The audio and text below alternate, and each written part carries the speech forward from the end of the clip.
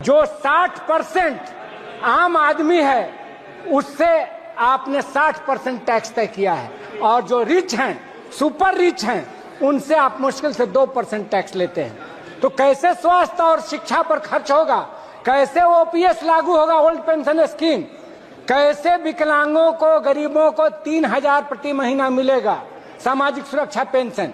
आप super rich को लगातार छूट दे रहे। उत्तर प्रदेश के सांसद धर्मेंद्र यादव जी ने भी ओपीएस ओल्ड पेंशन स्कीम के मुद्दे को अपने अभिभाषण में शामिल किया। बीजेपी की सरकार जब बीजेपी के लोग विपक्ष में रहे तो ओपीएस की बातें किए। 10 साल से आप सत्ता चला रहे हो, 11वां बजट पेश कर रहे हो। पूरा देश आज ओपीएस के लिए सरकारी कर्मचारी परेशान है। कहीं ओपीएस की चर्चा नहीं है, पुरानी पेंशन की कोई चर्चा नहीं है। सभापति महोदय, पुरानी पेंशन तो पुरानी पेंशन। हम मांग करते हैं, बहुत बड़े राष्ट्रभक्त आप बनते हो, मैं मांग करता हूं देश के पैरामिलिट्री फोर्सेस को आप पुरानी पेंशन दीजिए। मैं मांग करता हूं, आप राष्ट्रभक्त हैं ना, सीमा पे जो सुरक्षा कर रहे हैं, जो शहादत झेल रहे हैं, मेरी मांग है कि आप उनकी ओपीएस दीजिए। वो आप ओपीएस नहीं दे पाओगे। दीपेंद्र हुड्डा जी ने अपने भाषण में ओल्ड पेंशन स्कीम की मांग सहित सैनिकों के लिए यहां पर जो है और भी डिमांड रखी। माननीय सदस्य श्री दीपेंद्र सिंह हुड्डा जी। धन्यवाद अध्यक्ष महोदय। केंद्रीय पुलिस बल, सेंट्रल आर्म्ड पुलिस फोर्सेस, जैसा कि हम जानते हैं कि देश की सुरक्षा में अपनी महत्वपूर्ण भूमिका निभाते हैं, जिसमें BSF, CISF, CRPF, ITBP, NSG, SSB, Assam rifles शामिल हैं।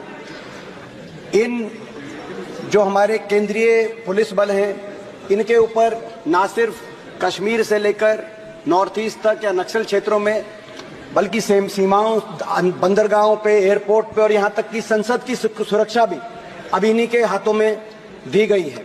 इनके हितों से जुड़ी हुई मैं 2-3 बातें आपके माध्यम से रखना चाहता हूँ। पहली बात, इनकी एक मांग है कि ओल्ड पेंशन स्कीम इनके लिए लागू की जाए, क्योंकि जब न्यू पेंशन स्कीम लागू करी गई देश के लिए तो उसमें कहा गया कि new pension scheme for all employees except for arm forces in the first stage.